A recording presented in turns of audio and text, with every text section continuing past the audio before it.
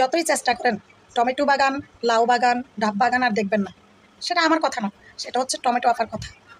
তোমরা যারা টমেটো বাগানের ভিডিও দেখার জন্য উতলা হয়ে পড়ছো, কমেন্ট বক্সে কমেন্ট করছো, তারা দিনের পর দিন যাবে, রাতের পর রাত যাবে, বছরের পর বছর যাবে, কিন্তু আমাকে সেই রূপে, পিছনের রূপে আর জীবনে কোনোদিনও তোমরা কেউ দেখতে পারবা না।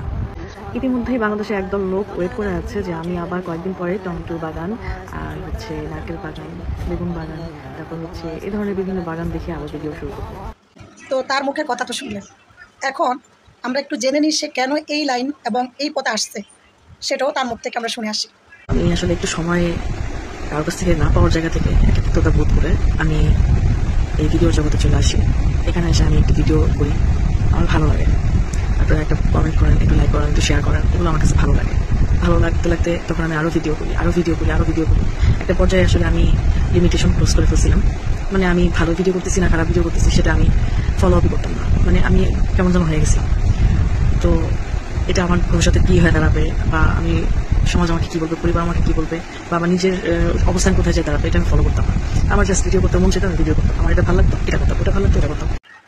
তো শুনলেন তো, তারপর উনি কেন সেই পথ থেকে আবার ফিরে আসলেন সেটাও আমরা তার মুখ থেকেই শুনবো। অবশেষে আমি বুঝতে পারছি এই জীবন কিছুই না, পরকাল বলতে একটা জিনিস আমাদের মুসলমানদের আছে। তো আমি আসলে এই দুনিয়ার সুখ আমি যে অনেক পাইতে গেছি, আমার আসলে ওই পরকালের কথা একদম আমি ভুলে গেছি। আমি পরকালের কথা একদম ভুলে গেছি। আমি একজন মুসলমান, আমার আল্লাহ ইবাদত, আমার ভুল পথে এগুলো আমি আসলে মাথায় ছিল না। আমি অনেক, আল্লাহ আমার মাফ করুক, আমি আজকে দুদিন যাবো আমি খাইতে পারি না, ঘুমাতে পারি না। আমি অনেক পাপ করছি, আমি অনেক পাপি, আমাকে আল্লাহ মাফ করুক। হ্যাঁ, আমার চেয়ে অনেক পাপিদের আল্লাহ মাফ করে, ক্ষমা করে। আল্লাহ ক্ষমাশীল, আল্লাহ আমাদের সৃষ্টিকর্তা, তিনি আমাদের সকলের গুনাহকে মাফ করে দেয়। আমি আমার মন থেকে আমার নিজেকে চেঞ্জ করে ফেলছি।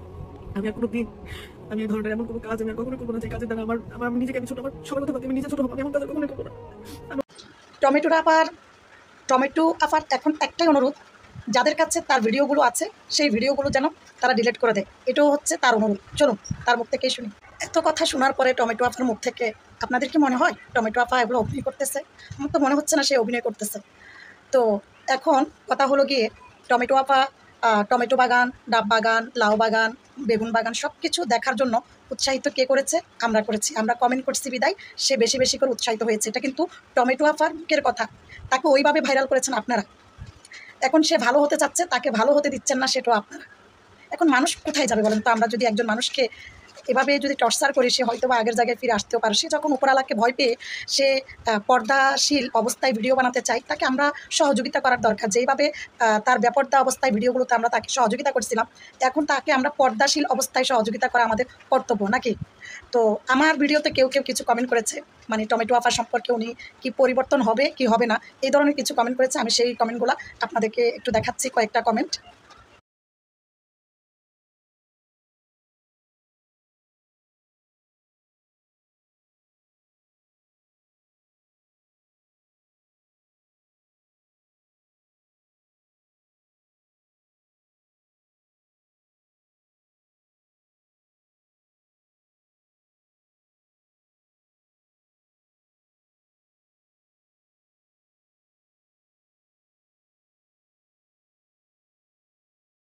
আবার অনেকে ভালো কমেন্টও করেছে তাকে। আবার অনেকে বলতেছে সে নতুন করে ভাইরাল হওয়ার জন্য এসব করতেছে। আচ্ছা, আমরা কি বেকুব তাই না? সে নতুন করে ভাইরাল হবে কি? সে তো আগে থেকে ভাইরাল হয়ে গেছে। এখন সে যেই ভিডিও দেখ না কেন সেটা ভাইরাল, তাই না? তো যাক, আল্লাহ সবাইকে বোঝার তৌফিক দান করুক, টমেটো আপাকেও বোঝার তৌফিক দান করুক। আর প্লিজ আমার ভিডিওতে কেউ গালিগালাজ করবেন না। যদি ভালো না লাগে ভিডিও ইগনোর করে যাবেন, তবুও আপনার মুখের ভাষা খারাপ করবেন না। আরেকজনকে গালি দিতে গিয়ে নিজের ভাষাটাই খারাপ হয়ে যায়। অনেক সময় আমরা কিছু মানুষ আছি, মানুষের অতীত নিয়ে পড়ে থাকি। আরে ভাই, অতীত তো অতীত, আমরা বর্তমান নিয়ে ভাবার চেষ্টা করি।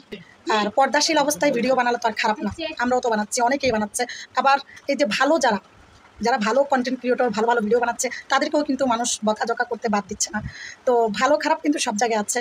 যে উনি খারাপ বলে ওনাকে খারাপ কমেন্ট করতেছে, কিন্তু যারা ভালো কন্টেন্ট ক্রিয়েটর তাদেরকেও কিন্তু মানুষ খারাপ কমেন্ট করতে ছাড়ে না।